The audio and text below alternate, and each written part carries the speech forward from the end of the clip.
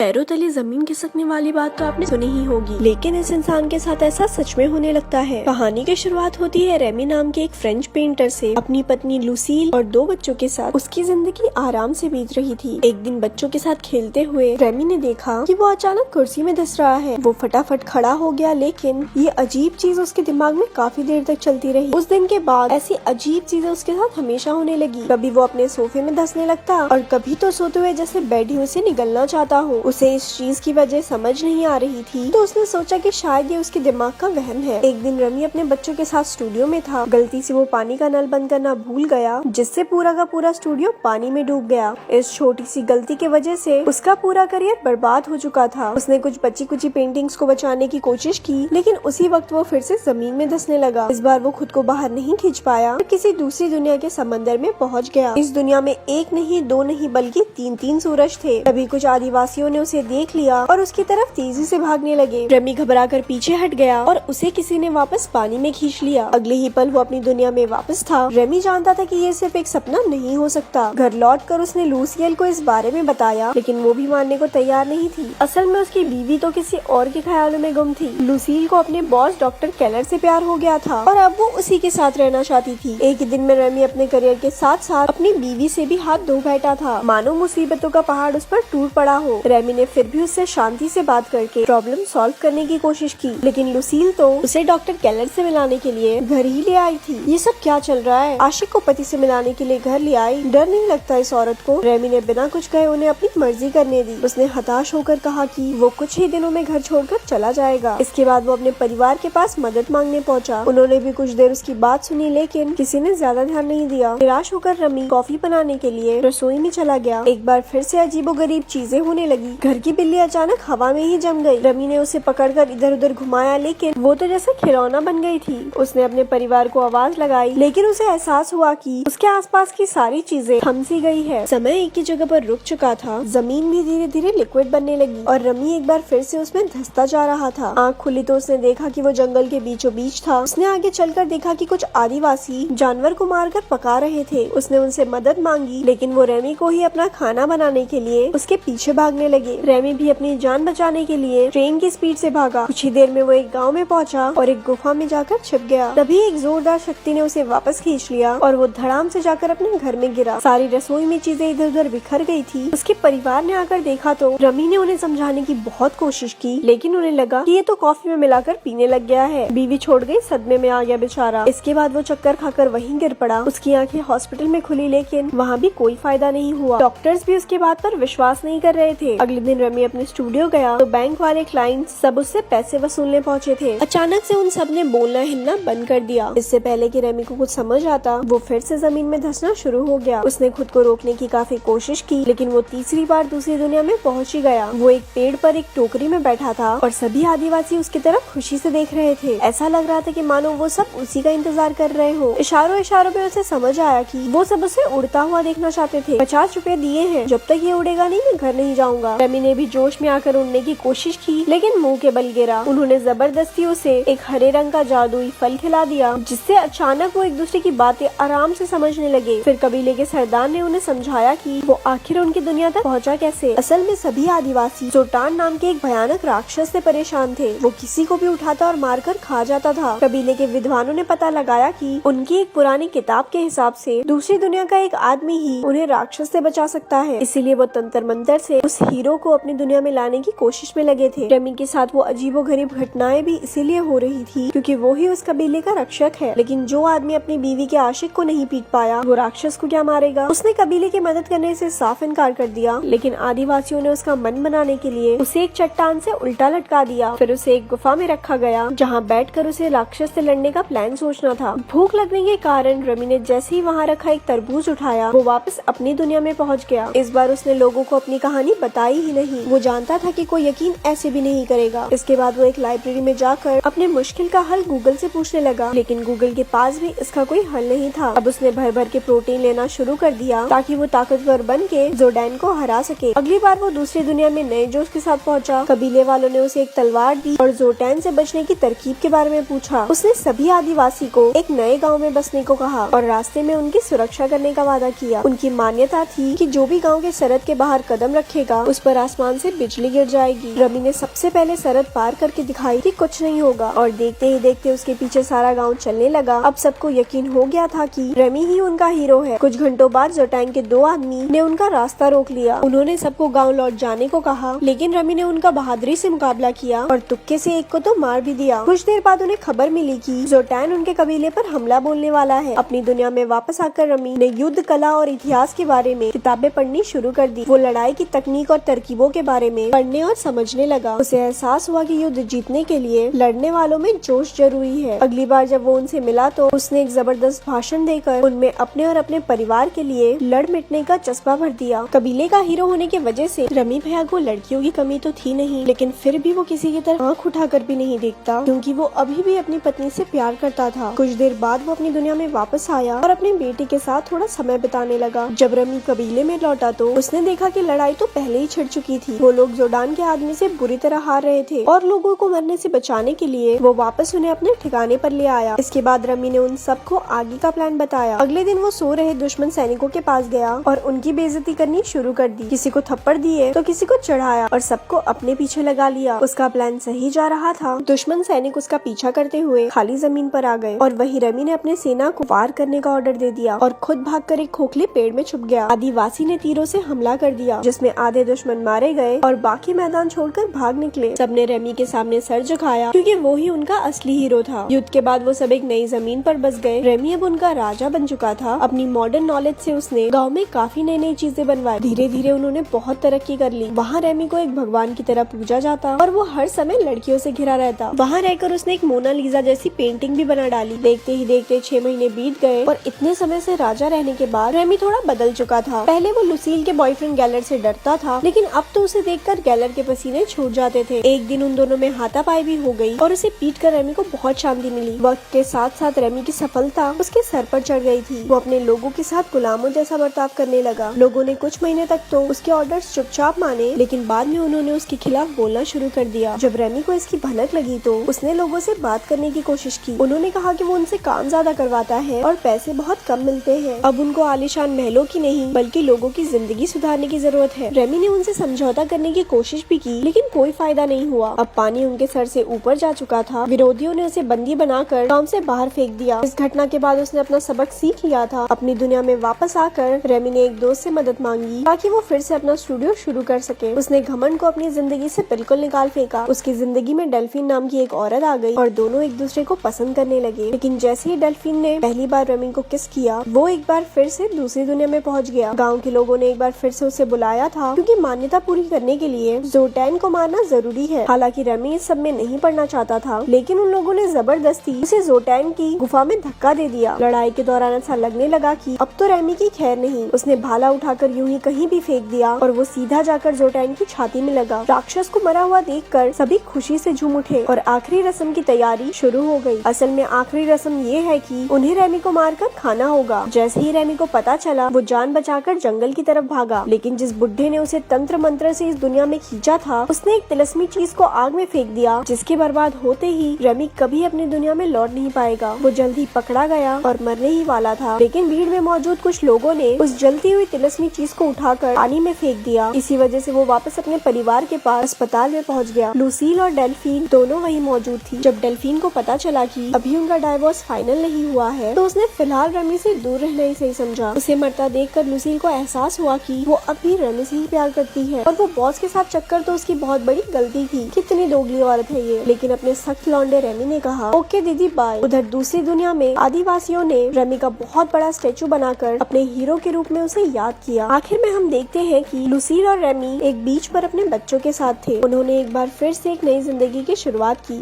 यहाँ अपना रेमी पिघल गया और ऐसे ये मूवी यहाँ खत्म हो गई। ऐसी और स्टोरी सुनने के लिए हमारे पेज को लाइक करें। धन्यवाद।